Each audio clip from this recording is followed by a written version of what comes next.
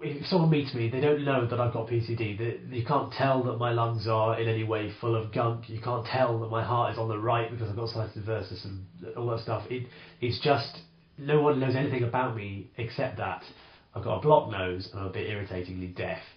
So in terms of the blocked nose thing, I've just got tissues everywhere. I've got tissues in my pockets, I've got tissues in my briefcase, and because it just needs to be watched out for. So when I was a tiny kid, I was one of those horrible snotty children when I was at school, and one of those people who was used to being presented with a tissue and told to blow. One of the things that's most noticeable about someone with PCD is that they have a blocked nose, and I get a lot of people wishing me to get well soon when I talk to them on the telephone at work and things like that, and I tend to just say, oh, thanks very much, that's really good, very kind of you, and kind of let it slide. I've got tissues everywhere, and other than that, other than the bulging pockets full of tissues, it doesn't really affect me at all.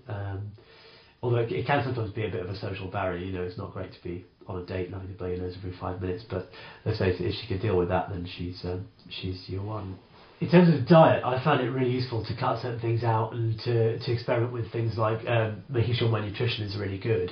When I started work in my sort of mid-20s, that was a time where I was starting to get more infections and so on. And it does affect my ability to attend work, although as I work in an office, it doesn't really affect the way I work.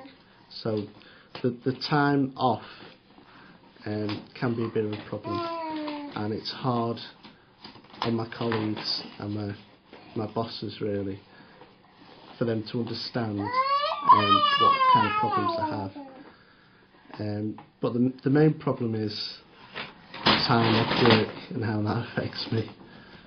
Often adolescents coming to my clinic will talk to me about career options, and I have to say I give a little glib answer, and I'm pleased that I do give that answer, because what I say to them is really you shouldn't restrict your career options at all. My job as the doctor managing your case should be to make you be able to do anything that you want to do with your life.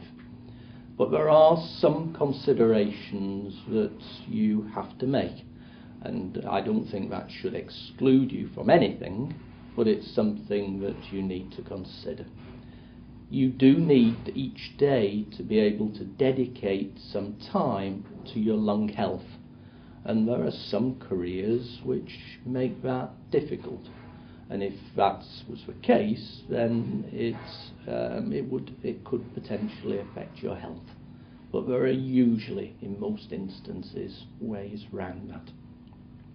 I think another consideration is travel, particularly travel to far off exotic places. Travelling can be unhealthy, and that's not just plane crashes or what have you. Being stuck in a metal box at 30,000 feet in the middle of winter with air recirculating all the time, so that somebody coughing down the aeroplane, all the germs are recirculated, plus going across time zones and perhaps to parts of the world where medical care is not ideal if you became unwell. Those sorts of things are relative contraindications for choosing that as a career option. That's not, I think, the bottom line message is you should be able to do anything that you want to do.